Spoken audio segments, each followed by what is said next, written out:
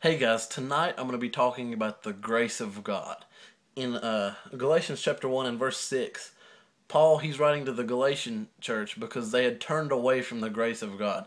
They were trying to do things on their own. They had put themselves back under the law. They were trying to.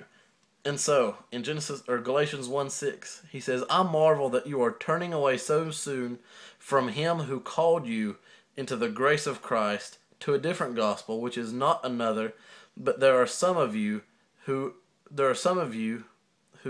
trouble and want to pervert the gospel of Christ. But even if we or an angel from heaven preach any other gospel to you than to what we have preached to you, let him be accursed.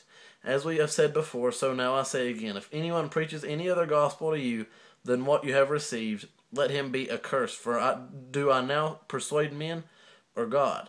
Or do I seek to please men? For if I still please men, I would not be a bondservant of Christ.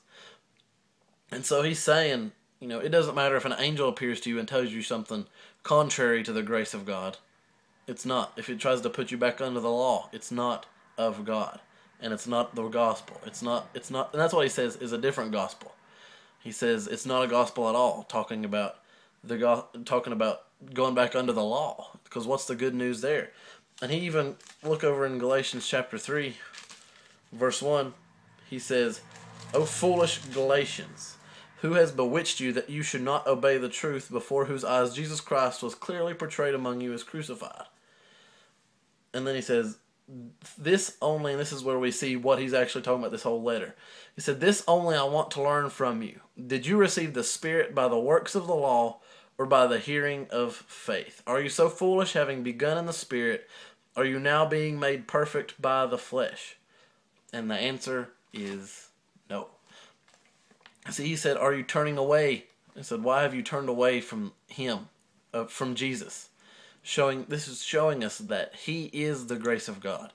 Jesus is the grace of God. When I first started out in the ministry, after I ministered the second time, it was about 2 weeks after the first time I ever preached, and the Holy Spirit, I heard the still small voice in my spirit. I heard him say, what is the grace of God?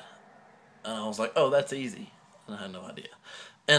But so over the last several years, he's been taking me on a journey showing me the grace of God, showing me how Jesus is the grace of God, how when he said, I am, that was a revelation of his grace, of Jesus, of who he is.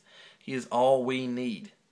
And so when you try to turn away and try to do everything on your own and in your own power, you are getting away from the point of salvation, or one of the benefits, and the biggest benefit of salvation, which is to piggyback on his grace. Let our faith, our simple faith, piggyback on his grace and let him carry us. You're going to come up to situations, but you've got the answer already. You've got the victory already. And that's good news. The victory is already yours. You don't have to pray about it another day. It's already yours. I love you guys, and I'll see you tomorrow.